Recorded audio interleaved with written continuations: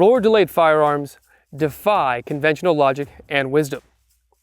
They're oftentimes less accurate, more expensive, and heavier than competing designs like direct impingement firearms. Yet, there's no denying the allure of a roller-delayed gun. Whether it's their ultra-rugged construction, die-hard reliability, the often vaunted HK slap, or the fact that they've been featured in dozens of video games and movies over the years. Whichever it is, there's no denying that once a shooter is bit by the HK bug, nothing will satisfy it like buying a high-quality roller-delayed design. But here's the hitch. Quality, affordable, and roller-delayed has been seen as an impossible trifecta for decades, with only one company successfully building a roller-delayed firearm that was actually affordable: PTR Industries with their PTR 91. So when PTR came out in SHOT Show 2018 unveiling their PTR 9CT, I was ecstatic. I was hoping they could bring that same affordable, high-quality construction to the MP5 market, a market that was sorely lacking in affordable, quality designs. So, can lightning strike twice, or is the PTR 9CT simply too little, too late? Let's find out and take a closer look at this MP5 clone. The PTR 9CT is a roller-delayed, semi-automatic pistol chambered in 9mm parabellum. It is functionally identical to a semi-automatic H&K MP5. By this I mean, its bolt utilizes a pair of recessed rollers to delay the unlocking of the action until internal pressures reach a safe level. It's a more complex method of operation than other subguns of its era, who generally tended to use direct blowback. But the end result is an incredibly soft shooting firearm. But when the MP5's progenitors were first introduced, it was cutting-edge technology. In fact, the tech behind the MP5's action originated in Nazi Germany as a result of a request from the Heereswaffenamt to German arms makers to bolster the firepower of the last remnants of the Wehrmacht and the Volkssturm in the final days of World War II. But more on that in a future video. So for the meantime, let's start at the muzzle and work our way back, outlining all of the features of the PTR 9CT pistol. The CT model ships with its muzzle threaded to a 1/2x28 thread pitch and a tri-lug mount directly behind it, permitting the use of both direct thread 9mm muzzle devices like this innovative arm sound suppressor from Silencer Shop and standard tri-lug mounting devices as well. Additionally, the threaded portion of the muzzle includes a small rubber O-ring behind it to achieve a better gas seal for more effective use of sound suppressors. Now behind this tri-lug mount is the gun's first departure from a standard MP5 clone. The front sight housing lacks a sling mount loop. The hole for the loop is still present, but the designers at PTR chose to remove it. While not a deal breaker, if shooters want a more traditional loop, one can be purchased either new for around $8 or used for about $2.50 online. And while this loop isn't 100% accurate, the rest of the sight is. In fact, it's exactly what an MP5 aficionado would expect. The standard fixed blade protected by the iconic circular hood. Behind the front sight housing is the gun's second and arguably most noticeable difference from a standard MP5 Navy clone, a proprietary railed handguard. Built from aircraft aluminum, the PTR handguard measures roughly 5.5 inches long and features 9 sets of M-LOK slots at the 3, 6, and 9 o'clock positions. Now, I've seen online that several MP5 purists didn't really like the way it looked, especially compared to the classic wide polymer handguards. While not as iconic, it is much more functional, allowing for mounting multiple accessories to the handguard. One note of caution: if you intend to install a vertical foregrip, you need to get a tax stamp first. Me personally, I prefer the looks of the wide handguard, but the rail doesn't look half bad at all.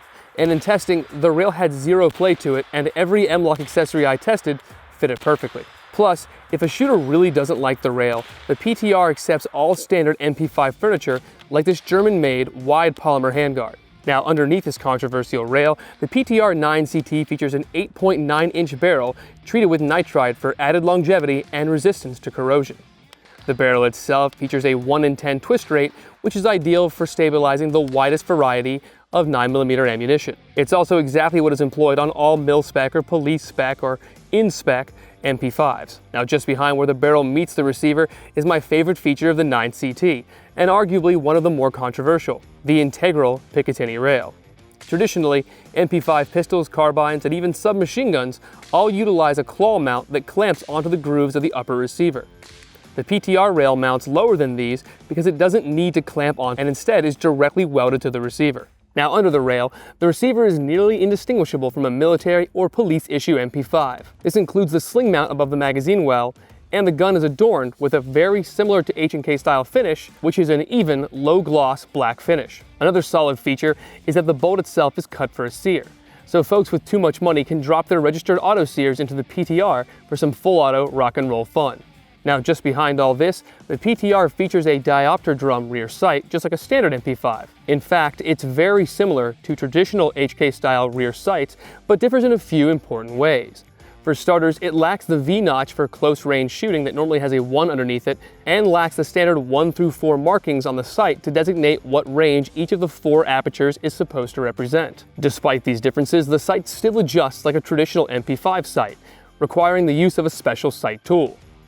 Thankfully, unlike most H&K roller guns and their clones, the PTR actually includes this tool. Well, actually their own rendition of it, but it still functions the exact same way. But what about the polymer beneath? Well, the polymer lower is different from standard full auto MP5s. For starters, the selector is only a 2-position, safe and fire, and the grip is featureless like an MP5 Navy, but it lacks the ambidextrous selector and the 3 markings of an MP5 Navy. Though thankfully it does include both a push-button magazine release as well as a traditional paddle style as well. Now, while this is very common on most H&K clones today, cheaper ones in the past only had the push-button release, which is the perfect distance from the pistol grip if you're Kareem Abdul-Jabbar or pushing 7 feet. Thankfully, the PTR has the paddle that allows shooters to grip the release and an empty magazine at the same time for lightning-fast magazine extractions. Speaking of mags, the 9CT feeds from the same stagger-columned 30-round magazines as an MP5 and includes 2 of them in the box. These magazines lack any identifying characteristics or marks, but do seem somewhat similar to Korean mags, though unlike Korean mags, I've had no reliability issues with them whatsoever. Also, alternative capacity magazines do exist, including 10-round, 15, 20, and even 100-round drums, but 30-round steel magazines are by far the most common and the most affordable. Other items contained in the box are an SB Tactical folding brace and a tactical nylon sling. The sling is of decent quality, but the real star of the show here is the SB Tactical brace. Mimicking the appearance of a B&T side folding stock, the SB Tactical brace consists of a polymer brace and a heavy-duty aluminum folding mechanism. The folding portion is actually made by one of my favorite companies, Manticore Arms, and feels, just like the rest of their stuff, to be damn near bomb-proof. In addition to being very durable, it's made to very tight specs. I actually needed a rubber mallet to fully seat it on the receiver. One thing of note, the folded portion does not lock up in the folded position, just like the B&T stock it attempts to replicate. But it is very stiff, and it definitely won't deploy on its own. The polymer brace portion feels very solid as well, but as a brace has a slight amount of give to it, unlike an actual stock. After firing the PTR 9CT with the brace, the increase in steadiness and accuracy is so tremendous, there's almost no reason a shooter should bother with the included sling swivel end cap. Going back to the box, the PTR ships in a Pelican-style hard case with foam cutouts for the pistol and 2 magazines. Because of both its size and quality, many shooters speculated online that it adds about $100 to the total cost of the package. So I called up PTR, and while they wouldn't give me an exact number, they did state that it had very little impact on the price, less than the cost of an additional magazine. So while I understand some people not wanting the bulky case, I can certainly appreciate its quality and added value. Plus, the CT9 isn't a cheap firearm, and for many shooters it represents a huge chunk of their disposable income, and as such, it's something they want to protect on its way to the gun range. Alright, now that I've described everything under the hood and above the hood effectively, let's talk about performance. So first, we'll get into the most important aspect in my opinion, reliability. Before the review, I called up Winchester and requested some ammunition for it, and they were generous enough to provide me with plenty of 115 grain 9mm SXZ ammunition for the review. In my opinion, this is ideal testing ammunition, as it closely recreates the dimensions of defensive hollow point ammo without the cost of hollow point ammo.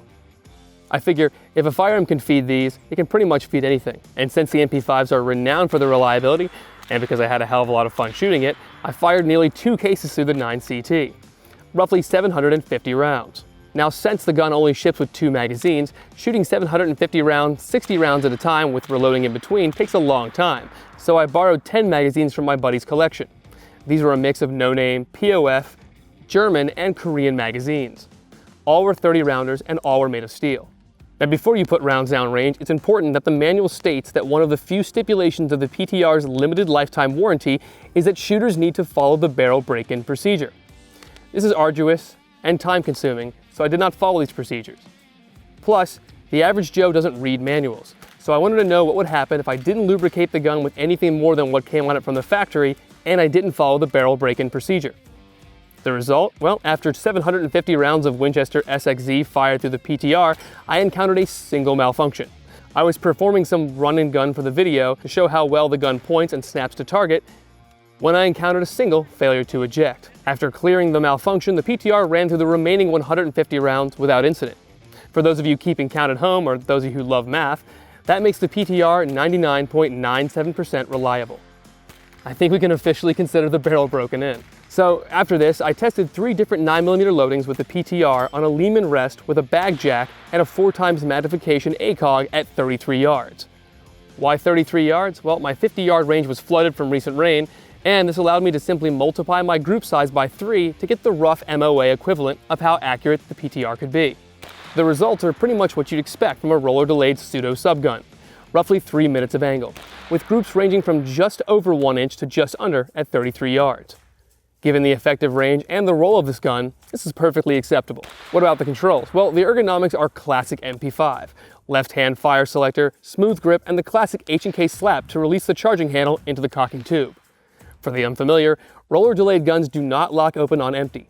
Instead, the shooter must retract the charging handle and rotate it into a retention notch in the cocking tube. Speaking of ergonomics, there was one area here that was different from mil-spec MP5s, the trigger. On a mil-spec MP5 SMG and even the semi-automatic version, the trigger tends to hover around 8 to 10 pounds. It's 2-stage, which they both are, but on the PTR, my Lehman trigger scale was consistently displaying a pull weight of around 5 to 5.25 pounds, which I think is a tremendous improvement over the original trigger. Now lastly, I want to touch on price. The PTR 9CT retails in the configuration shown for around $1,600. This seems high if you're accustomed to the world of ARs and AKs, but MP5s were designed to take advantage of cutting-edge technology in the 1940s, heavily utilizing welding and stamped steel. Because of that, and because the economy of scale isn't there because MP5s aren't as prolific as AR-15s, they're going to cost a lot more than your average AR. So is it worth it?